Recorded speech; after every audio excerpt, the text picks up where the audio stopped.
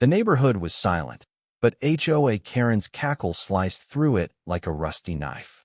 She waddled onto my porch, her oversized purse swinging like a wrecking ball, convinced she was untouchable. It was a Tuesday evening, the kind where the air smells of fresh-cut grass, and everyone minds their own business except Karen and her sister, Lynn, who'd made it their mission to terrorize our cul-de-sac. They called themselves the HOA enforcers, but really, they were just petty tyrants with too much time and too little shame. Tonight, they'd crossed a line.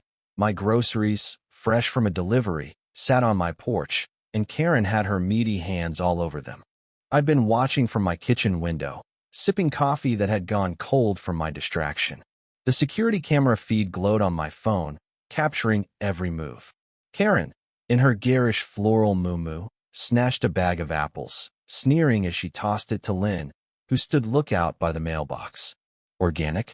Puffed. Who does this loser think she is?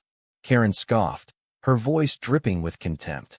Lynn, leaner but with the same pinched face, giggled and rifled through another bag, pulling out a loaf of artisan bread. Bet she paid extra for this gluten-free nonsense. Lynn mocked, tearing the wrapper for no reason but spite. My blood boiled, but I stayed still, letting the camera do its work. This wasn't their first stunt. The Karen sisters had been a plague since they moved in 6 months ago. Karen, the ringleader, had a habit of leaving passive-aggressive notes on cars parked an inch too close to her driveway. Lynn, her loyal sidekick, once reported a neighbor's kid to the HOA for chalk drawings on the sidewalk, called it vandalism. They'd scream at dog walkers, lecture gardeners on proper lawn care, and once tried to fine me for a porch light that was too bright. But stealing? This was new, bold, and stupid.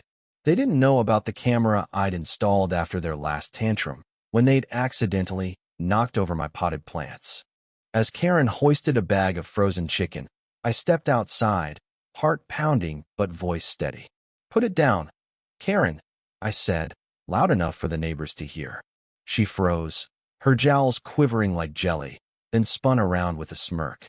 "Oh, sweetie, these must have been dropped off at the wrong house. I'm just helping." Her tone was syrupy, but her eyes were cold, daring me to push back. Lynn chimed in. "Yeah, we're doing you a favor. You should thank us."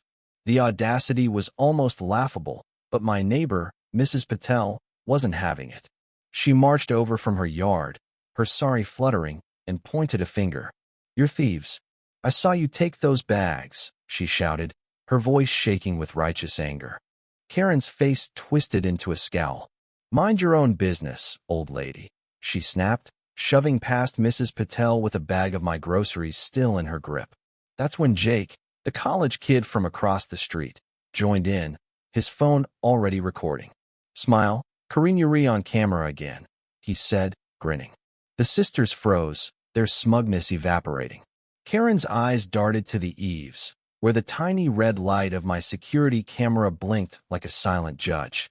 Lynn dropped the bread, and it hit the porch with a dull thud. You can't prove anything," Karen stammered, but her voice cracked, betraying her panic. I crossed my arms, savoring the moment. "Oh, I can. That camera's been rolling since you stepped onto my property. Want to bet the cops will love the footage." Karen's face went from red to ashen, her mouth opening and closing like a fish out of water. Lynn, ever the coward, started backing away, muttering. This was her idea. Karen shot her a venomous look, but it was too late. Their alliance was crumbling. Mrs. Patel was already on the phone with the police, her voice steady as she reported the theft. Jake kept filming, zooming in on Karen's trembling hands as she dropped the bag of apples, which split open, sending fruit rolling across the porch. The sisters tried to bolt, but the cul-de-sac was a dead end, and neighbors were already gathering, drawn by the commotion. Mr. Lopez, who'd been mowing his lawn, blocked their path with his rake, his face stern. "You've been bullying this street for months," he said. "Not today." Karen's bravado was gone. She looked small, pathetic, her muumuu sagging as she realized there was no escape. Lynn, meanwhile, was practically sobbing, babbling apologies to no one in particular. The crowd didn't budge, their collective outrage a wall the sisters couldn't breach. When the police arrived, the scene was almost comical. Two officers, one young and one grizzled, stepped out of their cruiser, their faces a mix of amusement and exasperation. "Ladies, care to explain why you're holding someone else's groceries?" the older cop asked, his tone dry.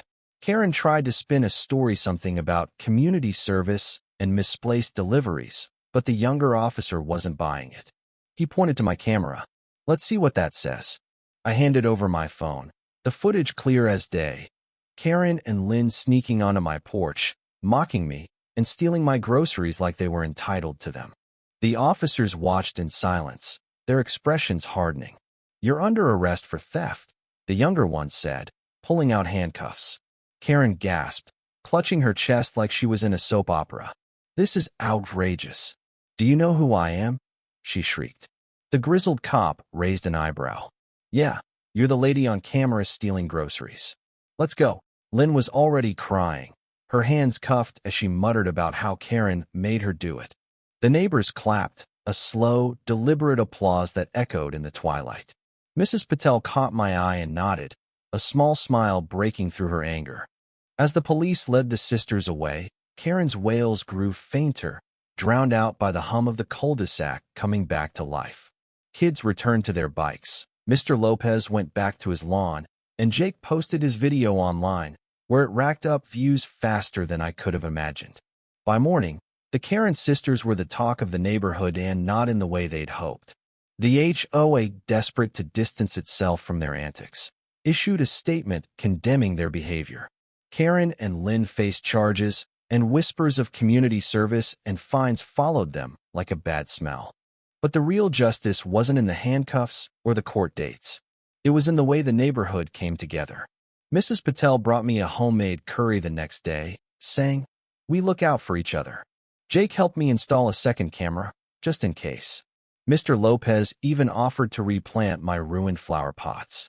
The Karen sisters had tried to divide us, to rule through fear and entitlement, but they'd only made us stronger. Their reign of terror was over, and the cul-de-sac felt lighter, like it could breathe again. I stood on my porch that evening, picking up the scattered apples and torn bread wrapper. The security camera blinked above, a quiet guardian. Karen and Lynn thought they could take what wasn't theirs, that their bluster would shield them. They didn't count on the camera or the community that refused to bow to their nonsense. Sometimes, the universe has a way of balancing the scales, and for the Karen sisters, that balance came with a pair of handcuffs and a viral video they'd never lived down. The end.